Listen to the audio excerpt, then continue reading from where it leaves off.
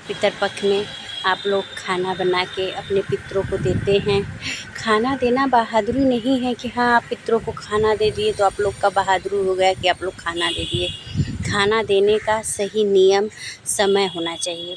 ये नहीं जब तब के चाहे दे दिए, जब तब के चाहे नहीं दिए, जब मन करे शो करे, ऐसा नहीं है। एक नियम बनाना चाहिए और एक समय बनाना चाहिए और खाना देने का एक नियम समय सही होना चाहिए।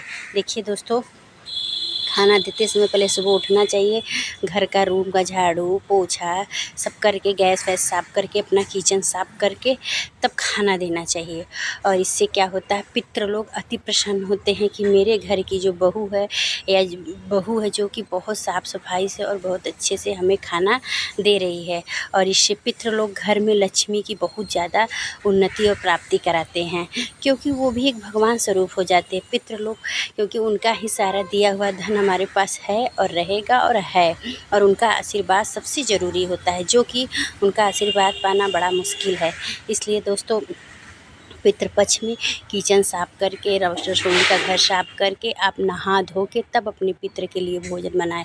और खाना देने का समय और पितरों को भोजन देने का एक समय ये है कि आप सुबह जब नहा धो के खाना देते हैं या देती हैं, तो आप खाना, ये नहीं है कि बेटा ही खाना दे सकता है। जिसके घर में बेटा ना रहे तो बहू भी दे सकता है, पोता भी दे सकता है, मतलब कि कोई दे सकता है। पितृ किसी से भी खाना ले लेंगे, ज़रूरी नहीं। लोग कहते हैं घर में, गाँव में, गलियों में, शहरों में कि अरे बेटा नहीं है तो खाना पानी कौन देगा। अरे बहू नहीं दे सकती, बहू भी तो बेटे को लगा के आई है। अब बेटा का जो बेटा है वो भी तो बेटा का है। इसलिए खाना कोई भी, बहू बेटा कोई भी दे सकता है। ज़रूरी नहीं है कि खाना सिर्फ खाना वही दे सकता है, बस खाली बेटा का, बाप का बेटा, ऐसी कोई बात नहीं है। पोता बहू कोई दे सकता है।